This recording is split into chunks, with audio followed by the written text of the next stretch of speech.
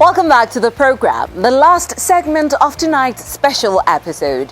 While focus has been on resuscitating the economy to prevent further job losses, vaccination debate and rollout campaigns, and also keeping as many people alive, not much attention has been paid to how much this whole situation has affected children and adolescents. During all of the chaos and panic of trying to understand what was going on, the pandemic was also doing a number on the pediatric population socially, emotionally, and behaviorally. We're still here with Dr. Kiran Bhagat. We're beginning to see the effects of the mental issue effects on children at primary, secondary and tertiary level. I think the most important issue that we need to bear in mind is that particularly children that are growing, the primary and secondary school, these are developing brains. These are brains that don't understand risk. These are brains that actually understand risk and take risks, such as teenagers. And these are brains that don't understand what the impact of fear does on a child. The fear that they see their parents fearful.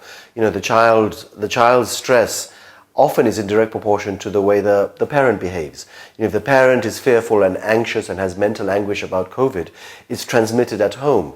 And the child sees this. And the impacts of this are now being described by therapists and developmental psychologists to see that children don't perform well at school because of anxiety. In addition, children within the family may have lost a family member, whether it's the parent or an elderly, and the anxiety and the depression and the sorrow and the grief that occurs in the family, the child observes all these things. So these are issues that have come out as a result.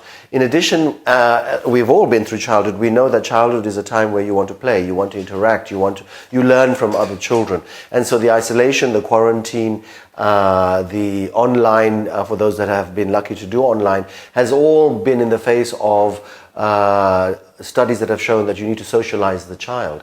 And so the impact of that in terms of education has also been seen in terms of the grades and the standards that we have seen sadly drop and as a result of the pandemic. So these are issues that are still being actually studied and reported in the literature about the impact.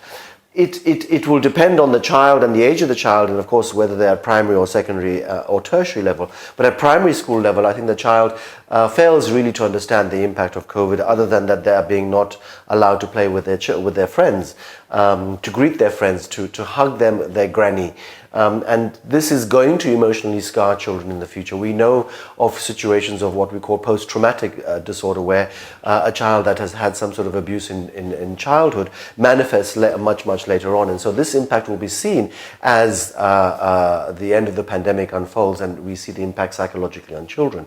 At a secondary school level, it's important to understand that this is the teenage brain. And the teenage brain, as we've all had teenage brains, is one of revolt. It's one of deciding that your parents are wrong. It's one of experimentation. We know teenagers experiment with substances that they shouldn't. Drive cars faster than they should, not wear seatbelts. These are times where teenagers want to take risks and explore. And within the confines of a pandemic and a lockdown and a state of emergency, these have been curtailed and have manifested in other ways. We've seen a rise in suicide, we've seen a rise in home abuse, we've seen a rise in depression in teenagers, and resorting to substance abuse. So these are things that psychiatrists, psychologists are beginning to report amongst our community in that sort of situation. At a tertiary school level, where I'm at, you have students who are moving from secondary to tertiary, and they now are left alone to study. So the idea is you're not spoon-fed anymore. The lecturer will give you things to do, and you don't have the comfort of learning from other colleagues how to study, what to study, how tertiary level education is different to secondary. So there's the impact of that as well. And of course, the majority of university has been online until very recently. So that also has removed a vital aspect of tertiary students learning on campus from other students as well. Lastly, it's important to understand, particularly during the pandemic and particularly now when children go back to school, teachers will be still wearing masks. And talking to colleagues of mine who are in the psychology departments have informed us of important issues. A child at primary school looks for expressions on the face, looks to see whether the teacher is pleased. The teacher also needs to see whether the child is understood.